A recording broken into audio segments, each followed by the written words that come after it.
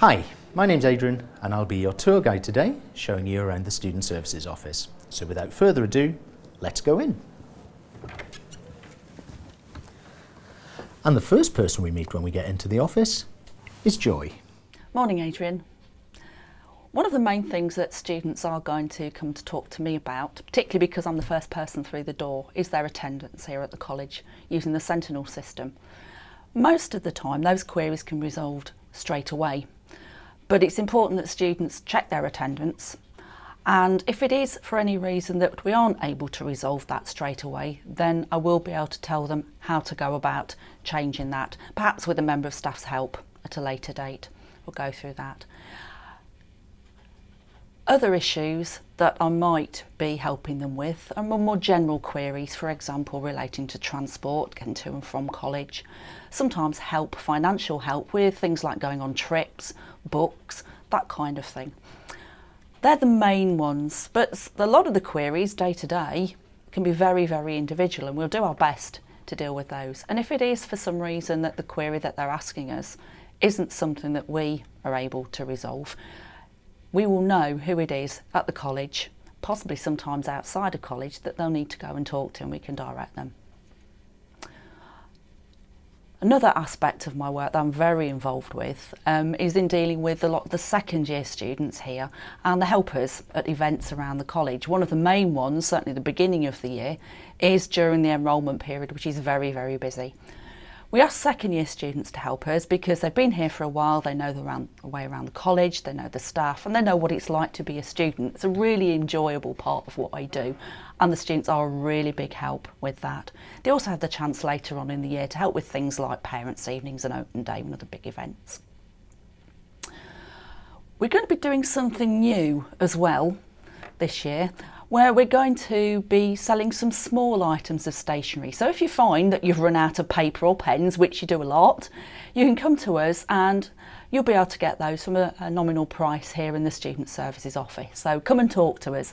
That's really one of the main things that is really important. Come and talk to us because we will do our best to help. The other aspect of my job, because I do work for another department, is that I work as well for the careers department. I'm not a careers advisor, so I can't help you with that aspect of it. There are other people here who will be able to do that, including the connections advisors who come into college. But at the bottom of the study centre you will find a huge range of prospectuses for universities, other information about careers, because not everyone goes straight to university or they might go into a job. But that information is there for you. Some of the items down there you can take away. They're things that tell you all about open days, for example. But if I'm down in that area, come and talk to me, because if you can't find something, or they say I can't advise you specifically about careers, I can hopefully point you in the right direction to find what you need. And some of those items of information can also be found online as well. So it's very busy, but say come and talk to us. Right, well you finished talking to me, so I'll let you talk to Jane now. Thank you, Joy. I also deal with general inquiries and any attendance issues that students may have. If students want any help filling out a green slip, they can come and ask here, we'll help them do that. Or if they need a pink slip because they've got a missing swipe, they come here, we'll issue that for them. My work also includes working with the student exec, which I meet with them once a week. If any student wants to find them, their office is in the study centre in N21. There's also a list of surgery blocks where there's always one of the exec in at some point during the day, or they can contact them by email, but if they need any help with that they can either look on QE online or pop and see me and I'll help them get in touch with the student executive. Elections for the student executive run in November, so if any students are interested in running for the 2011 exec, they can look out for information around college late October. And come and ask me if there's any questions. I also meet with a charity group on a Wednesday at 1:10 in M42.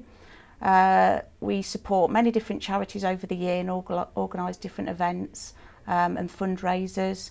They include the Cowpesh Coda Cup basketball tournament, which is in memory of a student, an ex-student from here.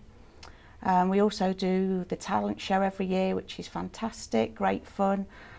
Cake stalls, we also did run a mile this year for sports relief. We got the principal and other staff running as well, so that was a really good day. If anybody would like to be a charity rep, they can either come along to the meeting. If they've got any questions, they can come and ask me. All information can be found for charity reps, the student exec, and anything to do with student services is all on QE Online. And now over to Adrian.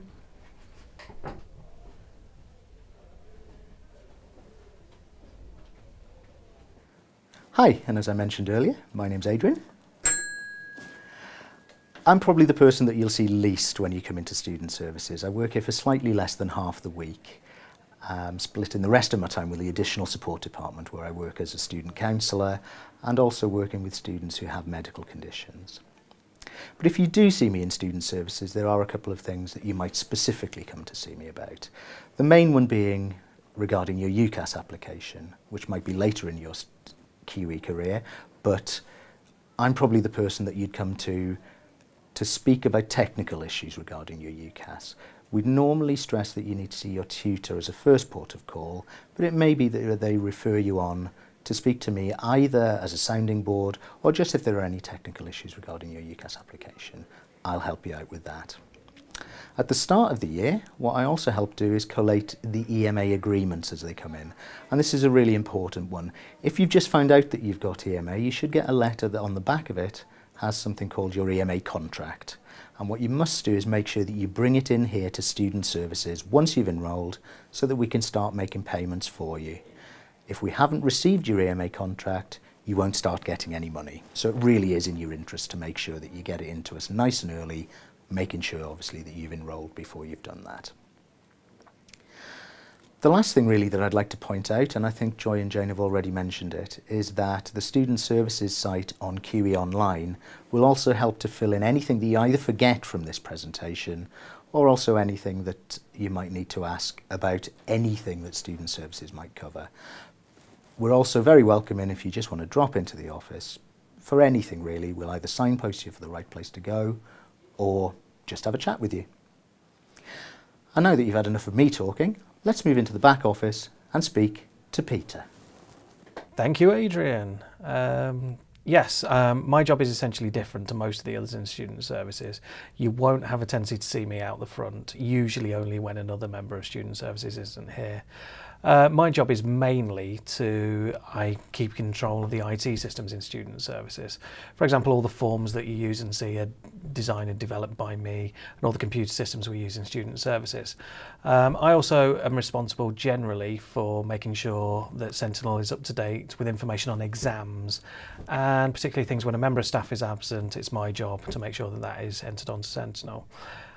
Usually the time most people will get in touch with me, you'll hear a holler from the front office to me in particular saying, Peter, is this member of staff absent? And I'll reply back letting you know what it is. Mainly you'll see my name on things via email because I am the one who makes your EMA decisions on the EMA payment system. I tend to, if I've got time, respond to student emails, so you will see my name a lot coming from us. I'm also responsible for reporting on EMA. Pretty much I make your EMA payments is the bottom line. So hello, you won't see me a lot, but now I will pass you over to Richard. Thanks.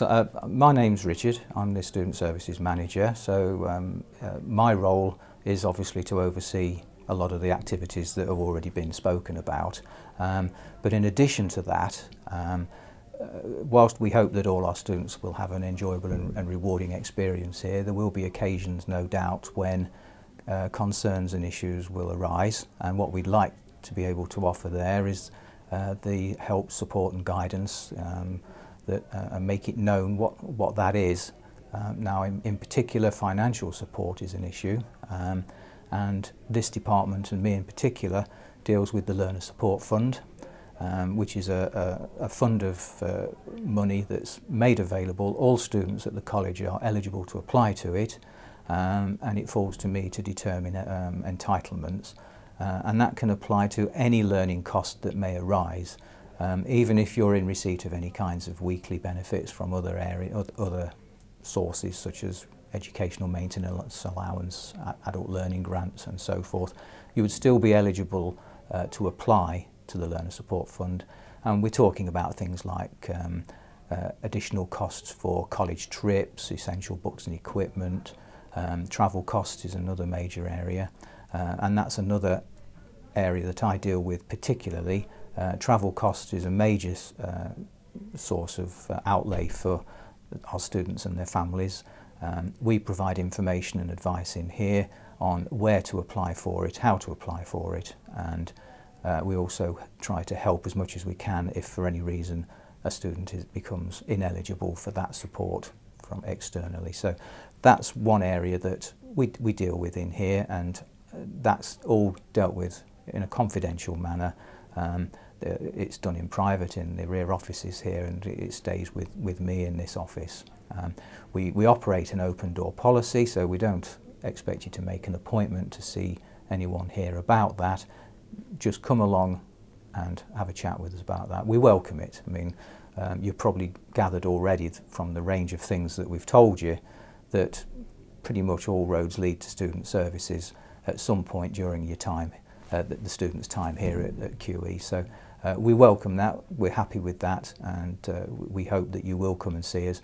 Come and see us anyway. We're happy to see you even if you're not bringing a concern to us.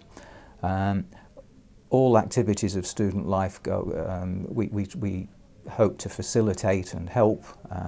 We've talked about student events and the work of the charity groups and the student council. There's also student interest groups that we get involved with here, such as the faith groups. We've got Muslim Forum, Christian Union, Hindu Society and so forth. And what we're looking to do there is facilitate any specific needs or interests or activities that these people want to get involved with the college community as a whole.